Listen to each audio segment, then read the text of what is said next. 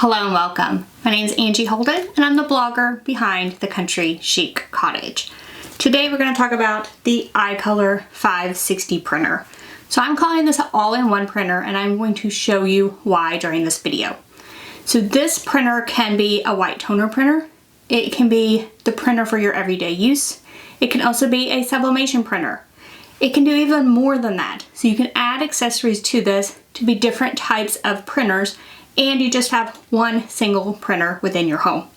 So I think this is very cool for those of you maybe tight on space and want to do all the crafts. This might be the printer that you need in your craft room. So what are the different types of printing this can do and what comes with it? So first of all, you have a white overprint. A white overprint is a white toner print. You're going to print on special paper. You're going to marry that with some adhesive and you're going to be able to put it on textiles and so much more. Then you have a white underprint. So if you wanted to print on something like black cardstock or craft paper, you could print with white with this printer on just regular paper. And then this printer also comes with a black cartridge, so you can print just regular everyday documents on this printer as well. So those three functions come with the standard printer. No additional purchases are required for that, except for the paper and other media you would use. Now, if you want to start adding more things to this printer and make it sort of that all-in-one, you can get a sublimation kit first of all, and we are going to cover that in this video. So you can do sublimation with this printer. And then there are several other extra things you could add. There are fluorescent cartridges that you could put in here. You can print gold, you can print silver, several different other ways to print with this printer. So that is why I'm kind of terming this an all-in-one printer for those crafters that want to do all of the things. All of the printing crafts can probably be done with this printer. So in this video, I'm going to show you how to set up this printer. I'm going to show you how to use it for white toner printing, so printing directly on film and putting it on a textile surface. Then I'm going to show you how to print just regular prints. Some with white on craft paper, some on regular just copy paper. So how do you print just regular prints with this printer? Then we're going to swap this over for dye sublimation so I can show you just how easy it is to change it over to different types of printing. And then we'll do a little bit of sublimation with this printer as well. So with this printer, you're going to get the printer itself, all the cables you need. You're going to get those cartridges that I talked about. So you're going to get cyan, magenta, yellow, as well as white, and an extra black cartridge with the printer. And then it does come with a quick start guide. This quick start guide walks you through the setup process. The setup process is very, very easy, so let's take a look at that now. Start by getting your iColor 560 out of the box. Remove any packaging material and tape, then open the lid. You'll want to remove the tape inside the printer, and the white toner cartridge needs to be removed as it has some protective foam around it. So remove it, remove the protective foam, add the white toner cartridge back. The toner can settle during shipment, so you want to make sure to pick each of the cartridges up and shake them a few times before that first use. You only need to do this during the initial setup. I will stop and note here that where you have your toner cartridges determines what type of printing you're going to do. Right now I have mine from back to front, CMYW. That's cyan, magenta, yellow, and white. That will do over printing. This is typically used for traditional white toner printing where you're going to do a reverse printing order. The printer does come with a setup guide, but also inside of the lid it shows you the different configurations that you can do. So you can do a standard CMYK, and that would be for regular printing. And that would be cyan, magenta, yellow, and black. Then if you wanted to do like under printing, if you wanted to print white, say on black paper or craft paper, or any kind of right side reading applications, you would put the white cartridge in first. So your order would be white, magenta, yellow, cyan. Once that's done, just close the lid, plug up your printer, and begin the printer setup. The guide that comes with the printer has a website that you download your files. So you want to download the files, and that does include the RIP software, which you will need to print. So go ahead and download that, and your printer does come with the activation key for the RIP software, and go ahead and activate your license. Download will also include a user manual if you have more questions about the setup process. So with this printer, you also get a white toner masterclass. So if you are confused about white toner printing, you can join a class. This printer is also Wi-Fi compatible, so you can hook it up to Wi-Fi and you don't have to actually use a cord to print, which I personally love. And then it does come with RIP software. So the RIP software is PC only, which I've not found any type of RIP software that will work on a Mac, so this is with every type of printer like this. To use a RIP software, you're going to need a PC. So now you saw how easy this was to set up. So the first thing we're going to do is that overprint process. So we're going to print directly on film. I am going to use the iColor standard two-step paper. So this paper is for textile surfaces. Depending on what you want to put this print on, you would need different types of papers. I'm just going to use this paper as an example. However, a wide variety of papers can print within this printer. So I'm going to print on the A paper, and then we'll talk about what to do with it to actually make it a transfer that you can put on a shirt. So first, let's take a look inside the RIP software at how easy it is to make those files work and print on this printer. This is a look inside iColor Pro RIP Essentials. This comes with the Uninet iColor 560. You will need it for like white overprint because the software needs to translate your image in order to do that overprint. So for the white toner printing where we're going to put it on a shirt, we're going to use the Pro RIP Essentials. After you set this up, you will have to validate it with your license, and you do want to make sure that your printer model is picked and that you select output destination and that it is your printer. The first button is New Job, second button is Save Job, third button is Import Graphic. So we're going to go ahead and import a graphic. There are some sample files that come with it, or you can find a file on your computer. You can open any type of photo file as well as things like PDF files. I uploaded this rainbow butterfly file, and I will have it for free in the description below this video. If I wanted to remove the graphic or crop the graphic, I could use these buttons. I could use the crop button to remove some of the outside edge if I wanted. And with these buttons, I can display the white layer, I can display the color layer, and I can see a print preview, and I can see the original image. So by using these buttons, I can get an idea of what the print itself is going to look like. You do want to check your print settings over on the side. So again, you want to have your printer picked. You want to pick the type of paper that you're using. I am going to use the 2-step standard paper for textiles. However, you can see there's a wide variety of papers. And whatever surface you're going to put your design on would depend on the paper that you are going to pick. So I am going to stick with the 2-step standard paper. And you can pick the tray that you want to use to load your paper. You can pick the bypass tray. I'm going to use tray 1. For the types of clear film we're going to print on, a thick paper setting is usually best. And then here's where you would pick that toner configuration. If you had something different inside of your printer than the configuration for overprint, you would pick a different version, but I am going to use the overprint. You can use rasterization to reduce the amount of toner that you're going to use, and this will also help with feel on your shirt. I am not going to use that on this example project. You can also enhance the image for low resolution images if you need to. You do want to make sure that this media size matches the media size that you're going to be printing on. You can go over here to sizes and you could add a size if you needed to. In my case, I am going to be printing on A4 size. If you wanted to play with your whites, if you wanted more white, less white, that type of thing, you would go to this white creation tab and you could play with these settings. On the color and toner tab, this is where you can actually remove a color. So if this had black in it and I was going to put it on a black shirt, I could remove the black from my image. This doesn't really have black in it, so I'm not going to use that. And you can also adjust your colors here. So you could adjust brightness or saturation if you needed to. Sometimes I bump the saturation up just a little bit when I'm printing. And finally, this artwork tab, you can do things like center your graphic on your paper. So if I wanted to center it horizontally and vertically, I could also rotate the graphic. So for instance, if I rotate this one, I can increase the size a bit. So I went in and cropped the area out that I really don't need on this image, and I could increase the size quite a bit, be a little larger on my shirt. So I'm going to do that, and I'm going to go ahead and center it up again. These two buttons just rotated 90 degrees, but you can get a custom angle with this button. You could also flip vertically or horizontally. Now, when you are doing the white overprint, this software is going to automatically mirror your design. So if you did not want it mirrored for some reason, you would go ahead and flip it so it wouldn't be mirrored when it prints. Now I went in and cropped my image, but you could also click this remove blank space button for an easier crop. So that just crops down and removes any blank space around your image. And you do want to watch your margins on this and not get too close to the edges, just in case it cuts your print off. And you can change the color of your background here if you wanted to get an idea of what it would look like on your shirt. You could pick a different, if I was going to put it on a different color shirt, I could pick a different color here, click OK.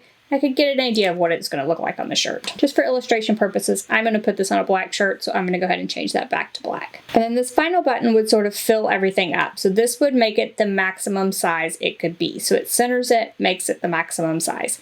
Again, I like to shrink it just a little bit smaller than that maximum size just to be cautious with my margins. So now if I am ready to print this, I can click this button here and click print. When I click the print button, it will print it on the iColor 560. That is a very basic overview of the iColor Pro Rip Essentials. There are several other things you can do, and there are other videos that you can watch in order to do those more advanced techniques. So now that we have our file ready to go, it's time to take that A paper, add it to the printer, and actually print onto this paper. So let's take a look at how to load the paper into the machine. Now I want to say that I am using an A4 size. However, you can print up to 8.5 by 14 inches with this printer. So specifically the 560 that I'm reviewing in this video, it does have a restriction on size of 8.5 by 14. So let's take a look at the loading of the paper and that printing process. When you're loading the paper into the tray, if you push the inside down, that is for the bypass tray. Leaving it up will allow you to use tray 1. I do love that it shows you right on the tray which way you load the paper to print on the correct side.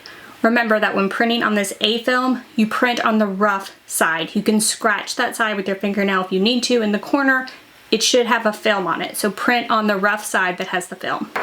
So now I have that print, and you did see it comes out of the printer completely dry. And you can definitely see that white overprint that happened on the back here, and that white showing through to the front in those areas of this design that are white. Now, this print is not ready to just put on a shirt. Right now, this is toner on the A paper. We need to marry this with the B paper before we can actually apply it to the shirt. So we're gonna walk through the entire process of marrying this up with the B paper and pressing to a textile surface. For this example, I am doing the paper, like I said, that is for textiles. This printing that we just walked through, so the white overprinting, so printing directly on the film with the white toner, this can be used on a wide variety of surfaces. So we're talking textiles, ceramics, glass, wood, metal, acrylic, leather, and so much more. You just need to have the right paper in order to complete the project that you want to complete. I just wanted to do one example project to show you just how this would look. And it's pretty easy for me to do the textile on a black shirt because we really want to show off how well this works with that white printing and how that white will still be able to be seen on a black shirt. So let's head to the heat press and I will show you how to marry this as well as press it on a shirt. So first you want to preheat your heat press to 310 degrees. When you're preheating your heat press, in this case, you want to leave it closed. We need to get that bottom platen very, very hot in order to do this process. It is suggested to leave your press closed for at least 5 minutes once it reaches the full temperature in order to heat the bottom platen. Then you're going to place the printed image in your press with the print side up. Place your adhesive sheet or your B paper on top of that, and this should be with the liner side up. The liner has a yellow printing, so you can tell that that needs to be up. And then cover with something. I'm covering with craft paper here, but it could be butcher paper, just something to cover the top of it. Then press 310 degrees Fahrenheit for 120 seconds. You want to do this press at a medium pressure. Open the press, and then while everything is still hot, rub the adhesive sheet with a piece of textile for about 5 seconds. I'm just using the shirt that I'm going to put this on. Then you want to peel the adhesive sheet away from the A paper diagonally. And you want to do this in like a low, slow, fluid motion. You want to leave this on the heat press while you're doing it because everything needs to stay hot. You will be able to see as you peel this back that the adhesive is adhering to your toner. So you should see on the adhesive sheet that that is coming away wherever the toner is printed on your paper. You might slow down at the end of the peel and allow the adhesive sheet to just fall off. That way you don't mess up that last edge. Then you want to trim around the outside edge as you may have an adhesive line around the outside edge of your design. Then we're going to place the garment on the heat press. Add your sheet that you just added that B adhesive to, and you might want to use heat resistant tape here if your press moves a lot as it opens. Then you're going to cover that with some craft paper again, butcher paper, anything like that, and then press the garment. You're going to press it at 310 degrees Fahrenheit for 30 seconds this time, and this needs to be a medium-high pressure. Now the times and temperatures can vary here depending on what brand of paper you're using, type of paper, what you're pressing it on. Different material types here can have different temperatures, so be sure to follow all instructions for the paper you're using. Once that's done pressing, you're going to go ahead and remove the garment. You need to cool this completely before you peel away that top sheet. It is recommended to allow it to cool for at least 5 minutes. I use a DTF cooling block to ensure it is completely cool before I peel away the liner. Then start peeling the liner back on itself. Now here I started in the top corner because that has a lot of toner and a lot of design. Don't start in an area where there are thin lines or not much of your design. Peel back the entire cover sheet in one smooth continuous motion. You can see that this looks very shiny on my shirt at this point. We do need to do a second press in order to embed this into the fibers and get that matte professional look. So we're gonna head back to the heat press, place the shirt on the press, and here I'm using iColor T-Seal sheet because I like that super matte finish. So I cover with my T-Seal sheet, and I am repressing at 310 degrees Fahrenheit for 20 seconds. Again, this time and temperature can vary depending on your material and paper. Then wait about 10 seconds once you open that press, and then remove that fixing sheet. Again, remove slowly in one smooth continuous motion. Then this shirt is complete, and you can see just how bright and vibrant the colors are even though this is on a black shirt, and you can see those white areas. So this is where that overprint comes in. It overprinted with that white, making the colors very bright, very vibrant even on this black. And I love that this process also gets the very small areas of my design. So all the little small areas around the outside, the antennas, all of those transferred to my shirt perfectly. So now we're going to do some regular printing with this printer. So I'm going to do some regular printing with white as well as black. So the iColor 560 does ship with a black cartridge. It will come in a separate box, and all you need to do is swap this out for the white. Now I did show you that there's different orientations for the cartridges in order to do the underprinting. So we started with the cartridge orientation that came with the printer, and that is for white overprint. When you want to start the white underprint process, you will need to move the cartridges around in your machine. And if you want to do regular everyday printing, you will have to add the black cartridge into the machine in place of the white. So we are going to do both of those. We'll start with the white underprinting and print that same butterfly on some craft paper and see what it looks like. So I'm still in the iColor Pro Rip Essentials. I still have my design all laid out, and this time I'm going to print it on craft paper. So first of all, we are going to change this to an underprint. So I'm just going to do regular printing on craft paper. So you choose your print mode here, and I'm going to choose black paper. So any type of dark paper, I would choose that. There are several different films and papers that you can choose from. I'm just going to choose a black paper. I'm going to change my paper type to a thick to 105 grams because it is a thick paper but not overly thick. I do need to change my paper size, and you actually have to remove all the graphics before you can change the size. So I'm just going to delete this graphic off, and then I can change to 8.5 by 11 because that's what I'm using. Now I can see that it's a letter size here, black paper, everything looks good. So I'm just going to add that image back in. So now all of my settings look good. I set it up for letter size, black paper. I am going to use tray 1 for this. I set it for a thick paper and underprint toner configuration. Now we need to head to the printer itself and rearrange the toners to do underprint. So we'll just lift up the lid and rearrange the toners for the underprint. Remember, you can look on the underside of the lid for the correct orientation for your toner cartridges. Then I printed on that craft paper, and you can see the results. You can see how gorgeous and bright and vibrant the colors are, and you can still see the white even though I printed on that craft paper background.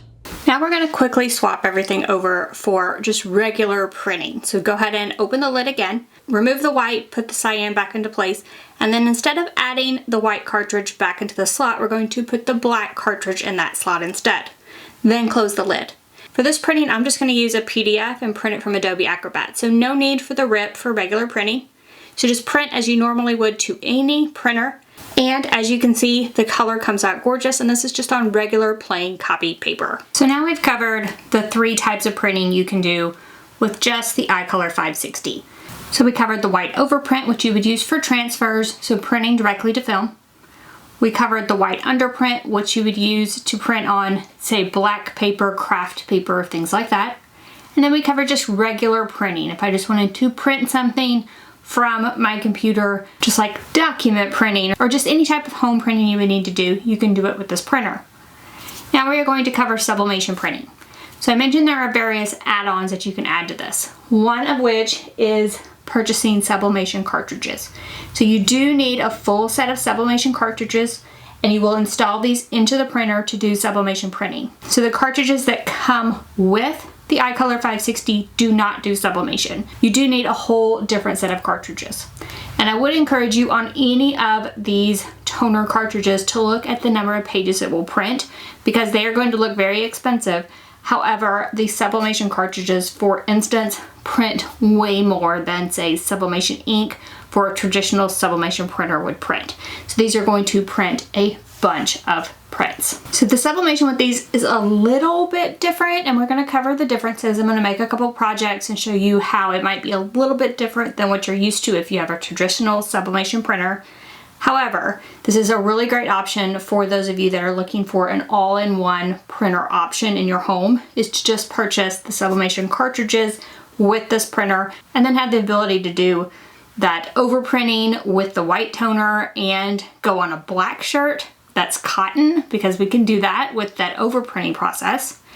And then I have the ability to print on paper, either my documents that I need to sign or some artwork that I want to print on black cardstock with white toner. I can do that with this printer. Then one day I want to do sublimation. I have this white shirt and it can be polyester and I want to sublimate on it because that's the most permanent way to do garment decoration. It feels the best. I want to do sublimation on this white polyester shirt. Then I can grab these sublimation cartridges and drop them in. So it makes this an extremely versatile printer where I can kind of pick and choose, depending on the project that I'm making, what kind of printing I'm going to do. So let's take a look at sublimation printing with this printer. The sublimation printing is in CMYK. So there's no white sublimation toner. There is no such thing as white sublimation.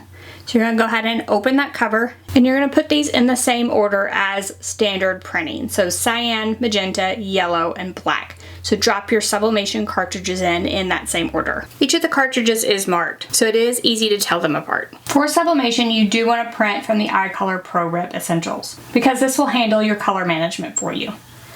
You would change your toner configuration to CMYK, and when you do that, different print modes open up. You can choose different surfaces within here. Now, for sublimation, you just need to print on regular copy paper, and I'm going to just use Sublimation Toner Vibrant. You can play around with different settings here, different print modes, to possibly get different looks on your sublimation crafts. I am going to leave the paper type on plain. For resolution, I went ahead and used 300 by 300 DPI. You do want to make sure that the size is correct, and I'm just going to use 8.5 by 11 paper. Now with sublimation, you may want to click over to the color tab. You can alter the saturation, and you can also change the color profiles. So first of all, you can choose from graphics or images. Graphics I would use for most things, and images probably photographs of people or places. So I'm going to choose graphics for this version. And there are a variety of color profiles. I am going to leave it on the Uninet default. However, you can play around with the color profiles if you are not happy with the color you're getting out of the printer. So once again, I imported my artwork. I'm going to rotate it. I am going to make it as large as possible here. That was a little large for the shirt. I wanted to put it on, so I did decrease it slightly. And because this is sublimation, I would want to mirror my print. So I went ahead and mirrored the print. And I'm going to go ahead and center the graphic up. So now I'm just going to hit print to print this design. Once the sublimation print has been printed, you can remove it from the printer and then head to your heat press. For textile sublimation, the pressing instructions are the same for just about any type of sublimation. Now you would follow the time and temperature recommendations on whatever blank you're using. Here I'm using 385 degrees for 55 seconds for this shirt. So I'm going to preheat the shirt, lint roll it, add protective paper on the inside, add my sublimation print, sublimation ink side down, to the top of my shirt. Be sure to locate it where you want it, and use a couple pieces of heat tape to hold it into place. Add protective paper over the top, and then press. Once the pressing is complete, you want to remove the sublimation print hot. Now here's the only difference that I really saw between the toner sublimation versus the traditional sublimation ink. The print does stick to the textile surface, so you sort of have to pull it off and it will stick slightly. However, the feel on the shirt is the same. It looks amazing. It does not leave any residue on the shirt itself. Now with toner sublimation, on hard surfaces, you can get a residue on the blank after pressing. There are two ways that you can sort of avoid that. One is something you do while you press, and the other is a solution you use to remove that residue after you press. I'm actually going to press with a product called Subliclean, and it is a product used during the pressing process. And I'm going to show you that in a minute. And then the other product you would use is a spray that you would use to remove any residue after you press it, and you would just use it like a cleaner. I'm actually going to prefer the spray method, but I'm going to show you the method while you press because it's a little more complicated. So here I'm going to press a coaster. So I have my sublimation print and I'm going to trim it to size. And then I'm going to use the Subliclean product, and it's sort of like a plastic wrap almost. And I'm just pulling out enough to cover my blank. So I pull out enough to cover the blank. Then add my sublimation print side down, and I am adding protective paper on the bottom as well as over the top. And then I'm going to press with the heat instructions for the blank that I'm pressing. So whatever blank you're using, this one was 400 degrees for 90 seconds. Whatever blank you're using, you want to press at that time and temperature. Once that's done, you do want to let it cool a bit before you peel this back, and then the sublimation coaster is complete. Now, if I wanted to use the other method, I would have sublimated like usual. And then once my sublimation was complete, I would see if I could see any residue on that hard surface. And if I did, then I would use the cleaner to clean that residue away. The toner itself can just leave a little residue on hard surface blanks. So that's one of the downfalls of using sublimation with a toner printer. However, they do make a cleaner for that. But taking a look at the sublimation projects that I made, they both look amazing. So sublimation on fabric looks really great. Of course, it feels just like my normal sublimation printers. So it feels like a shirt that I've made over and over and over again. And then the coaster itself looks amazing as well. So now you've seen how to use this printer with a white overprint where we printed on film.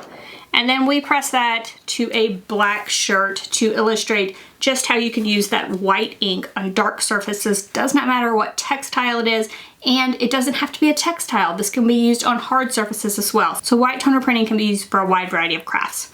Now, I often get asked on white toner printing, how long does it last on the shirt and how does it feel? So the feel is thinner than an HTV, so it feels thinner than an HTV. And if applied correctly, this lasts about 50 laundry cycles. So it is a very long lasting product. And I really love the way it wears as you run it through those laundry cycles. Like I just love the way sort of it wears down. Then I went on with this same printer and I started some white overprinting. So I printed on just a craft paper and I printed that same design. So you can see that you can print white with this just on regular paper, a dark color paper, and get a gorgeous print even if you want to use white. Now, don't need to use white. You can just use this as a regular printer, regular copy paper for your documents. It comes with a black cartridge and you can use it like that as well. And if you want to purchase additional cartridges, there are a wide variety of options, and I showed you one of those in this video. I showed you the sublimation option where I swapped all of the cartridges out for sublimation ink, and I made a coaster as well as a gorgeous shirt here with the same design. However, when you are using it for sublimation, there is no white toner in the printer. So it is a CMYK printer at that point. And as always, sublimation ink is translucent. So you can see the color of whatever blank you're using through that sublimation ink, even on this printer. So it doesn't change the properties of sublimation. Still has to be a polyester or poly-coated blank. Needs to be a white or light color. So you're talking like shirts need to be at least 65% polyester. If you want a mug or a tumbler or something, it needs to say it's for sublimation or have a sublimation coating on it in order to use this product.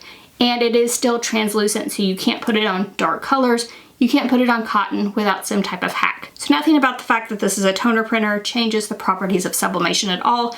And of course your products feel the same, textiles feel the same. However, with the hard surfaces, you will need or may need some type of extra process to prevent or help the film that toner can often leave on those hard surfaces. All right, so I think I've shown you that this printer can definitely be beneficial for a lot of you who are looking for a printer that does everything. And I've been asked this question tons of times. Like, Angie, I just want one printer and I want to do all these amazing crafts that you are doing. This is the one printer that I know of that can do that. So this is the iColor 560, maximum print size 8.5 by 14, and it can do everything I showed you plus more. And I did want to say on a toner printer, the maintenance is very, very simple. So it might need cleaned every once in a while, but there are no clogs. There's nothing you need to do. You don't even need to leave it plugged in. So I can unplug it when it's not in use. I can come back a month later, I can use it. Really, a toner printer doesn't have a ton of maintenance, so you don't have to worry about any of those concerns as well. And I feel like that's another benefit for us crafters that sometimes are very crafty around the holidays, right? You are very crafty, you're making tons of projects, and then maybe in January and February you take a crafting break and you are not crafting and then you want to jump back into it for the spring. This printer is perfect for those of you as well. So I am going to drop links on where you can purchase everything I used in the description below this video, so you can head there and check out the pricing on everything that I have covered. Now, I do want to say that I would look at the toner cartridges and how many prints that they print, because it is way different from something like sublimation ink cartridges that you would purchase for a Sawgrass or a Brother. these toner cartridges print way more prints. So be sure to look at the cost per print when you are comparing options and what works with your budget when it comes to your craft printers. So now if you have any questions about the iColor 560, you can drop down in the comment section, ask away. If you liked this video and helped you, give us a thumbs up. And if you haven't already, head on over to our YouTube channel, hit that subscribe button. We have videos just like this one every single week, and trust me, you don't want to miss any of those. So thank you all so much for joining me, and I'll see you next week. Bye-bye.